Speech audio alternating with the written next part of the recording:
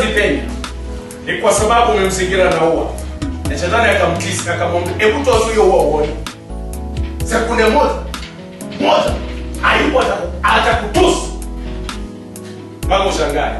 Mungu akamwambia, "Hata nikitoa hiyo ua, bado Ayubu ni wangu." I like that. Yaani pendwa, kuna imani ufika mahali Mungu akikuangalia anajua you cannot retreat.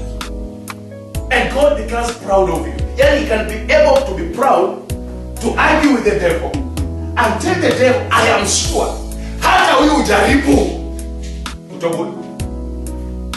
Bwana sasa. Hello. Mungu akamwambia Ibilisi, "Basi, Lucifer, you can go." Biblia inasema kwa dakika 5 Shetani alikuwa amefanya maafa kwa Ayubu. Dakika ngapi? Only 5 minutes. Alihakikisha ameharibu kila kitu. Ayubu amekaa, mfanyikazi anakuja anakimbia anasema, "Oh, tulikuwa tunachunga ngamia, wachungaji kutoka mahali fulani wamekuja wakatupiga, wakachukua, wakahepa." Akingojea, "Oh, unajua tulikuwa tunafanya hivi, imeenda. Oh, unajua ng'ombe zilienda." Yaani within 5 minutes Job had total nothing. Alafu kitu moja Ayubu alisema akasema, "Kwa tumbo la mama yangu nilitoka uchi, na uchi nitakwenda. Jina la Bwana litukuzwe." Ibilisi akasikia. Yaani the guy was very rich, had everything had been destroyed, and he said, "In my mother's womb I came naked, and naked I shall go, but the name of the Lord shall be glorified." Setting the captives free. Bwana sasa. Kuweza kufungulia watu mateka waliofungwa. Biblia inasema kwamba Ayubu alipoweza kumshukuru Mungu, Ibilisi yako he never afraid. God called again the second round. History. The devil was there. Sasa alikuwa katika zime, maana mara ya kwanza amefeli. Mungu akamwambia, "Nilikwambiaje?" What did I tell you? Job is my servant. He cannot retreat. He cannot retract. You see how it is? You destroy everything. But still he told you what? From his mother's womb he came naked, naked shall go. But my name shall be glorified. The name of the Lord shall be glorified in every situation. Praise the Lord. Katika hali zote unazopitia katika maisha, wakati ambapo uko katika ufungwa, nataka nikuambie hivi leo ya kwamba jina la Bwana wacha likaweze kutukuzwa kila wakati. We are not praising God because everything is new. We are not praising God because we want to receive things from God. We are praising God because God is our creator. When we come to that level of understanding, let me tell you, we shall glorify the name of the Lord in every situation. Praise the Lord. Hello. Hello. You will glorify the name of the Lord hata kama umelala njaa. Utasema, "Mungu ninakushukuru. Maana si kwa sababu leo nimelala njaa wewe si Mungu. Tangu nizaliwe, you provided for me. Even when I was in my mother's womb. Lord, I say thank you. I know tomorrow I'll eat." Kesho ukiamka, God ana provide. Sometimes God allows situations to see how faithful we are. Hello.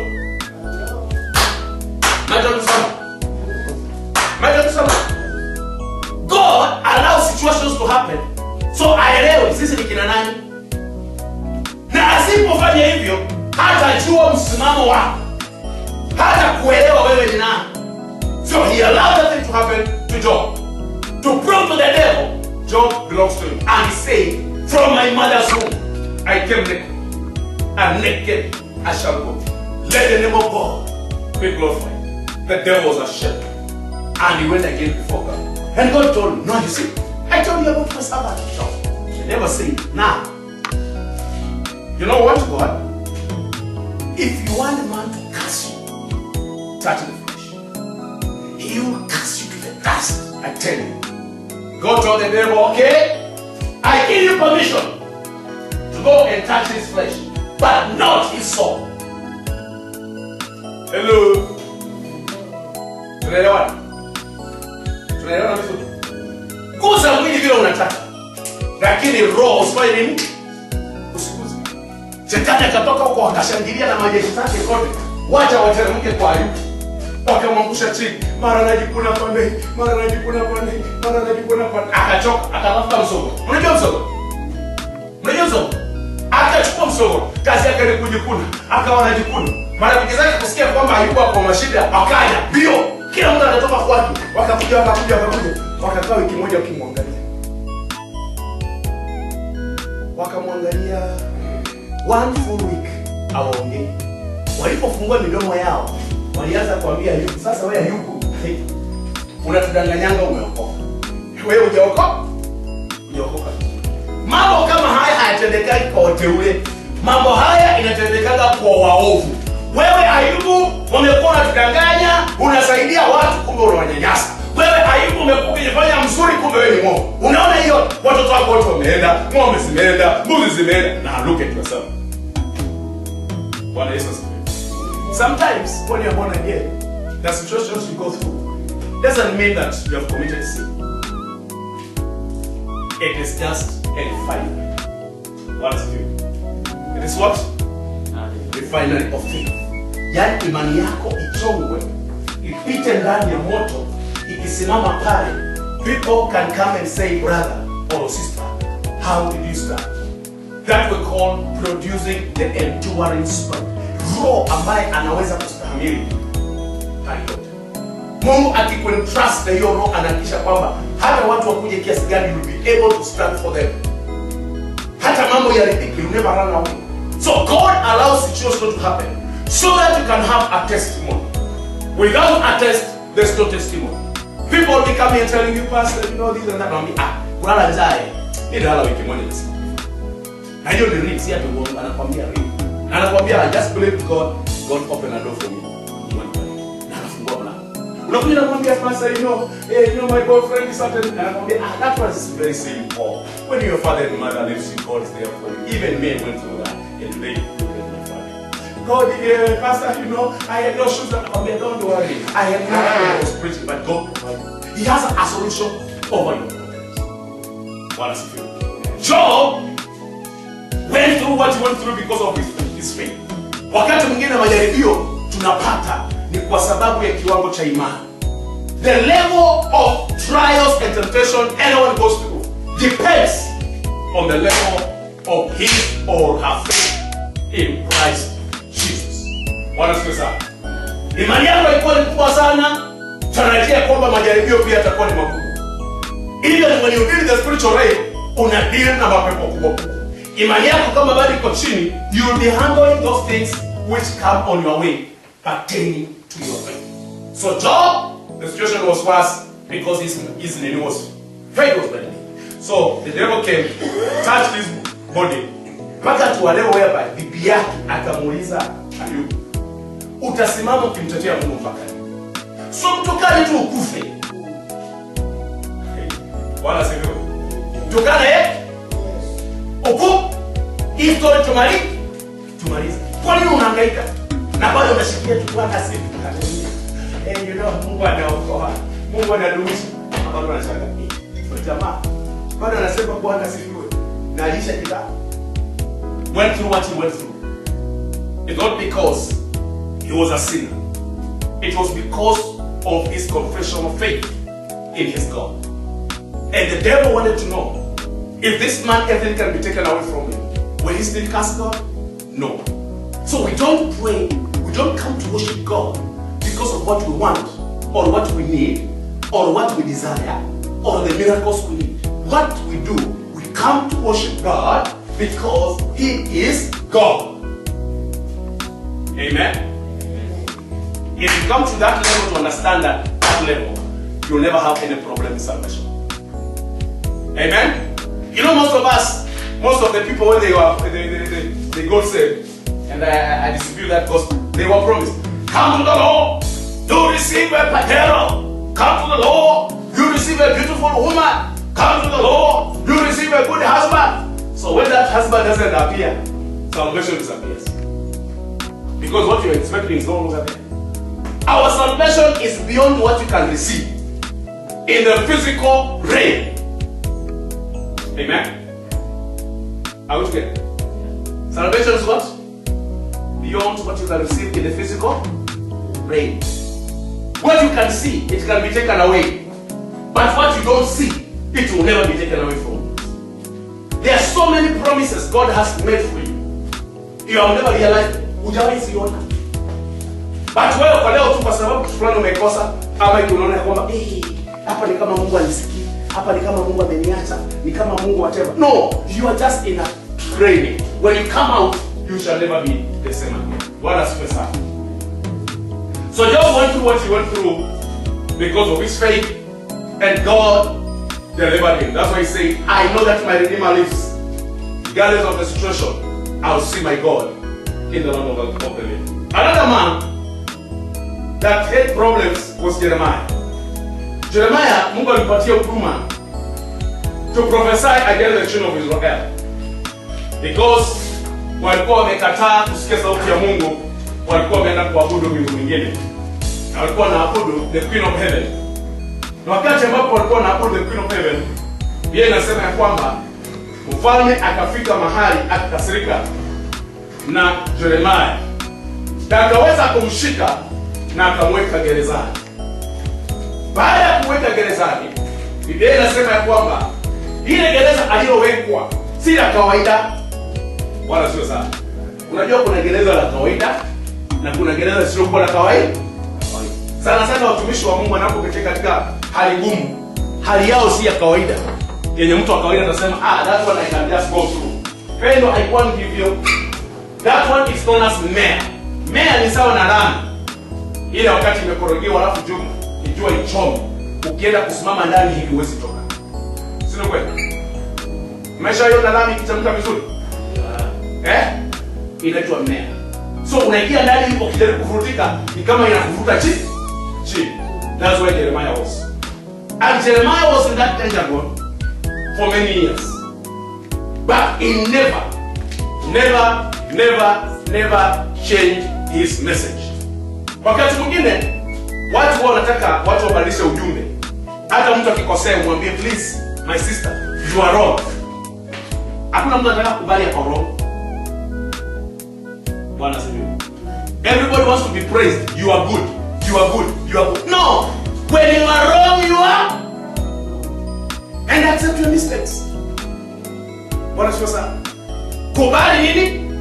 Makosa yako. Jeremiah aliwekwa ndani ya jela kwa sababu ya kusema ukweli. Aliambia mfalme wa Israeli, hivi ndivyo Mungu anavyosema, ya kwamba ikiwa hamtamtii na kufanya mapenzi yake, mtaenda utumwani miaka 70. Mfalme akakasirika, akachukua maandiko akachoma life. Baada ya kuchoma, mwandishi wa Yeremia alikuwa anaitwa Baruk akarudi kwa Yeremia. Yeremia akamwambia, andika tena. Akaandika. Mungu akasema, sikiza sasa, wacha nikuonyeshe ukweli. Uchome ukose kuchoma, itasimama. Utaenda katika utumwa miaka 70. Joakim akakasirika. Wale walikuwa wasaidizi wake wakamwambia Joakim, hata kama umekasirika, sio vizuri kuchoma maandiko ya Mungu. Bwana asifiwe. Hata kama unafanya nini? Umekasirika. Tafadhali, wachana na mtumishi wa Mungu, wachana na nini? Because you every day, pastor atakuwa anahubiri, receive miracles, hallelujah, receive. No, there's a time when the pastor has to tell you the truth. Kwambia kwamba hii njia ni mbaya. It is not to distract your blessings. Bwana asifiwe sana. Hello? Someone getting me? Lazima kazi ya mchungaji ni kukuonyesha barabara. Kukwambia wewe ndugu dare, I am seeing you are deviating from the truth. Please, can you change your ways before doom comes? So Jeremiah is to tell you, if you don't amend your ways, msiporekebisha njia zenu, mtaenda utumwani miaka 70. Maana mmekataa kuingia katika sabato, mmekataa kufanya hiki, mmekataa kufanya vile, alafu wale watu wanakuja wanaenjoy Jeremiah. Wanamwambia Jeremiah, sasa hebu tuombe kwa Mungu tusikie vile Biblia inasema hata akisema kizuri tutasikia, hata akisema kibaya tutatenda. Yeremia anaenda mbele za Mungu. Mungu, nimeshaomba sema. Mungu anamwambia Yeremia, sikiliza, hata watu waombee, they won't change. Friend, usifike hiyo level where God can see you can also change. Let God see some change. Hello. Someone getting me over? Mommy, are you getting me over? Let God see some change in you. Let God see ya kwamba anapokuja kurekebisha, you are able kuvunjika na kusema sorry. Why did God love David so much? David was a man like us. David was full of sin. Let me tell you, but there's something that David was so good at. Whenever ungemwambia Daudi umekosa, you go to his knees and say, God, I'm sorry. I have sinned against you. That's why we have Psalm 51. A repentant sinner prayer. Jeremiah told these people the truth, but they never want to listen to Jeremiah. So they put him in danger. Amen? Wakati unapomwambia watu kweli wanakuchukia, it doesn't matter. Let them hate you, but stand on the truth. Umesikia Felix? Simama kwa ukweli. Wacha watu kuchukie, but one day they'll realize the problem will go right. Today, watu wanaweza kuchukia kwa hii. Ukisimama kwa ukweli, but in some years to come, you prove them wrong. Went through what he went through. It's not because he was a sinner. It was because of his confession of faith in his God. And the devil wanted to know, if this man, everything can be taken away from him, will he still cast God? No. So we don't pray, we don't come to worship God because of what we want, or what we need, or what we desire, or the miracles we need. What we do, we come to worship God because he is God. Amen? If you come to that level to understand that level, you'll never have any problem in salvation. Amen? You know, most of us, most of the people when they got saved, and I dispute that gospel, they were promised, come to the Lord, you receive a patero. Come to the Lord, you receive a beautiful woman. Come to the Lord, you receive a good husband. So when that husband doesn't appear, salvation disappears. Because what you're expecting is no longer there. Our salvation is beyond what you can receive in the physical realm. Amen? Are we together? Salvation is what? Beyond what you can receive in the physical realm. What you can see, it can be taken away. But what you don't see, it will never be taken away from you. There are so many promises God has made for you. You have never realized hujawahi ziona. But wewe kwa leo tu kwa sababu kitu fulani umekosa, ama unaona kwamba hapa ni kama Mungu anisikii, hapa ni kama Mungu ameniacha, ni kama Mungu whatever. No, you are just in a training. When you come out, you shall never be the same again. Bwana asifiwe sana. So Job went through what he went through because of his faith, and God delivered him. That's why he said, I know that my Redeemer lives. Regardless of the situation, I will see my God in the land of the living. Another man that had problems was Jeremiah. Jeremiah, Mungu alipatia huduma to prophesy against the children of Israel. Because walikuwa wamekataa kusikia sauti ya Mungu, walikuwa wameenda kuabudu miungu mingine. Na walikuwa wanaabudu the Queen of Heaven. Na wakati ambapo walikuwa wanaabudu the Queen of Heaven, yeye anasema ya kwamba mfalme akafika mahali akakasirika na Jeremiah. Na akaweza kumshika na akamweka gerezani. Baada ya kumweka gerezani, Biblia inasema ya kwamba ile gereza aliyowekwa si la kawaida wala sio sana. Unajua kuna gereza la kawaida na kuna gereza lisilokuwa la kawaida. Sana sana watumishi wa Mungu wanapopitia katika hali ngumu, hali yao si ya kawaida. Yenye mtu wa kawaida atasema, that one I can just go through. Pendo haikuwa hivyo. That one is known as mea. Mea ni sawa na lami. Ile wakati imekorogewa alafu jua ichome. Ukienda kusimama ndani hivi huwezi toka. Sio kweli? Maisha yote lami ikitamka vizuri. Inaitwa mea. So unaingia ndani hivi ukijaribu kuvurutika ni kama inakuvuta chini. That's where Jeremiah was. And Jeremiah was in that danger zone for many years. But he never changed his message. Wakati mwingine watu wao wanataka watu wabadilishe ujumbe. Hata mtu akikosea mwambie please my sister you are wrong. Hakuna mtu anataka kubali hapo wrong. Bwana asifiwe. Everybody wants to be praised. You are good. You are good. You are good. No. When you are wrong you are. And accept your mistakes. Bwana asifiwe sana. Kubali nini? Makosa yako. Jeremiah aliwekwa ndani ya jela kwa sababu ya kusema ukweli. Aliambia mfalme wa Israeli, hivi ndivyo Mungu anavyosema, ya kwamba ikiwa hamtamtii na kufanya mapenzi yake, mtaenda utumwani miaka 70. Mfalme akakasirika, akachukua maandiko akachoma lifeline. Baada ya kuchoma, mwandishi wa Yeremia alikuwa anaitwa Baruch akarudi kwa Yeremia. Yeremia akamwambia andika tena. Akaandika. Mungu akasema sikiza sasa, wacha nikuonyeshe ukweli. Uchome ukose kuchoma itasimama. Utaenda katika utumwa miaka 70. Joakim akakasirika. Wale walikuwa wasaidizi wake wakamwambia Joakim, hata kama umekasirika, sio vizuri kuchoma maandiko ya Mungu. Bwana asifiwe. Hata kama unafanya nini? Tafadhali wachana na mtumishi wa Mungu, wachana na nini? Because you every day pastor atakuwa anahubiri receive miracles, hallelujah, receive. No, there's a time when the pastor has to tell you the truth, kwambia kwamba hii njia ni mbaya. It is not to distract your blessings. Bwana asifiwe sana. Hello, someone getting me? Lazima kazi ya mchungaji ni kukuonyesha barabara. Kukuambia wewe ndugu dare, I am seeing you are deviating from the truth. Please, can you change your ways before doom comes? So Jeremiah is to tell you, if you don't amend your ways, msiporekebisha njia zenu, mtaenda utumwani miaka 70. Maana mmekataa kuingia katika sabato, mmekataa kufanya hiki, mmekataa kufanya vile, alafu wale watu wanakuja wana enjoy Jeremiah. Wanamwambia Jeremiah, sasa hebu tuombe kwa Mungu tusikie bila anasema.